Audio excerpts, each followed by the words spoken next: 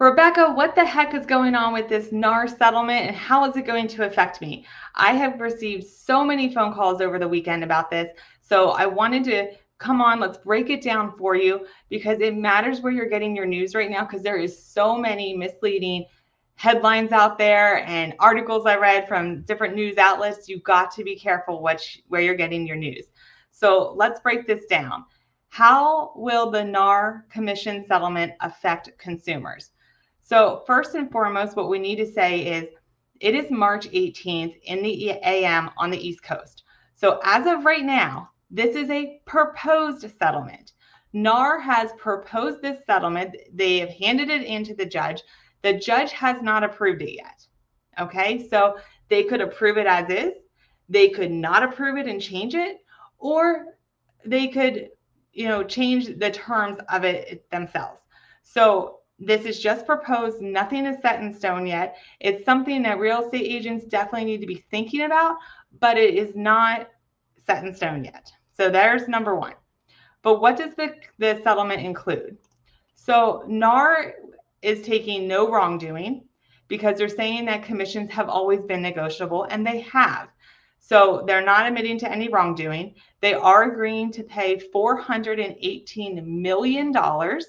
Now, this is on top of other settlements from Keller Williams and Remax and some other ones that have already ended up paying. So an additional $418 million in this settlement right here.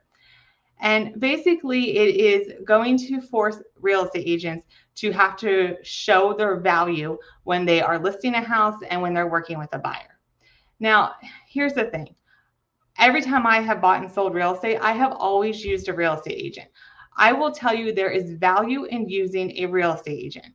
They do a lot of stuff behind the scenes that you as a consumer have no idea that they're doing. Now, from where other people are saying is, it's the same amount of work to sell a $200,000 house as it is to sell a $400,000 house. So is it worth it that you have to pay more money to sell that $400,000 house? That's for you to decide. Now, you get into some of the luxury markets, some of the $1 million houses. It is a total different animal to sell those types of houses than to sell a $400,000 house. So should you pay more for that? Probably. So there is definitely some leeway there that you as a consumer are going to have to figure out how much value it is to pay that agent and how much they're worth. It's also going to make the market, we do a lot of for sale by owners. So we do a lot of family sales and just for sale by owners here at Foot Capital. So when we do that, I will tell you as a loan officer, it is definitely a lot more work on our part if it's a for sale by owner or family sale versus when there's a real estate agent involved. Because when there's a real estate agent involved, they're working with us. They're also talking to the consumer of what's going on, what's happening next, and moving that process forward. When we don't have them, it all falls on us to do. So there's that aspect from our side that it's a little bit less work when there's a real estate agent involved, typically because they're helping us move that file down the line. So the big changes is with the commission. So this is the one that everybody's talking about. There was a headline, 6% realtor commission gone forever. That is not true. Do not believe necessarily the headlines that you're seeing out there. You need to be very careful on where you're getting your news on this. So all it says in this settlement is that the real estate commission will no longer be listed in the MLS, in the multi-list. And that is where right now the agents can see what houses are for sale and then what they are getting paid on it if they sell that house. Typically, a house is listed for 6% commission in our area, 3% to the listing agent, 3% to the buyer's agent. Now, I say it to the agents, but it really is paid to the brokerage. Then the brokerage is going to take out their cut. And then, of course, expenses have to get paid. And then the agent gets what's left. So they're not making a full 3% like you think they probably are. So the big thing is that just because the commission is no longer listed in the multi-list, it doesn't mean that the seller is still not paying 6% commission to sell. So the real estate agent on the buyer side is going to have to ask the listing agent, is the seller paying any buyer agent commission? They very well may be, and then they may not be. So up front, the real estate agents are going to have to show their value to their consumers, to the buyers and to the sellers of what they're paying for.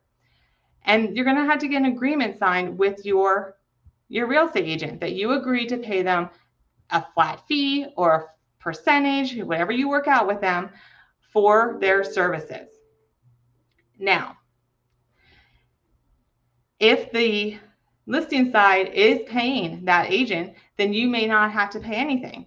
But if they're not, then that may be a fee that you have to pay. So number one, you'd have to figure that out up front before you even buy a house. Now, you're going to see some agents that are going to be high service, high commission, and then you're going to see some that are going to be low service, low commission. So they're probably going to split into two categories like that. Maybe they'll write up your contract, but they're not going to help you negotiate it. If you want help negotiating, you need to be over here at the high service, higher commission. So there's things like that that you're going to have to work out. And real estate agents are going to have to figure out their plans, what they're willing to do for what price. So all this is to be determined. Like I said, nothing is set in stone. You could even see some newer ways come into the market. Like right now, you can still go to a real estate attorney and they can draw up a contract for you to buy a home. You could do that now. It could become another alternative that people start doing. You could go right to the listing agent and not have any type of buyer representation. But is that in your best interest? I don't know, because whenever you go directly to a listing agent, anything you tell them, they can tell the seller. So if you're trying to negotiate something, they're working for the seller, not for you. So you have to really be careful what you're doing. Who is this going to hurt? Right now, it's hurting veterans because veterans with a VA loan are not allowed to pay any type of buyer commission whatsoever, period. They cannot do it. It is in the VA regulations that they are not allowed to do it. So it's going to force sellers to have to pay that buyer's agent. So how do you do that? Well, you can increase the sales price of the home and roll that in for the seller to pay the listing or the buyer's agent. That is possible. The thing that you have to be careful of is whatever that sales price is, the house has to appraise for. So what happens if that appraisal gets cut and it doesn't come in at the value of the sales price of the home? The first thing that everybody's going to want to go after and lower is that agent's commission. But that agent's still doing the same amount of work, right? So these are some things that have to work out. Will VA change their guidelines? Possibly. It could happen. As of right now, I haven't seen anything come out from VA to say, how they feel about this and if they're going to change their guidelines. Another thing that could get hurt is first-time home buyers that don't have a lot of extra cash. So that's another thing that they're either going to have to come up with some cash. Maybe they can get gift funds from a parent or relative. Maybe the seller side is willing to pay that commission. Maybe we need to increase the purchase price and see if we can get it rolled in. So there's all sorts of things that we're going to have to figure out, and it's going to have to be figured out on every single transaction now.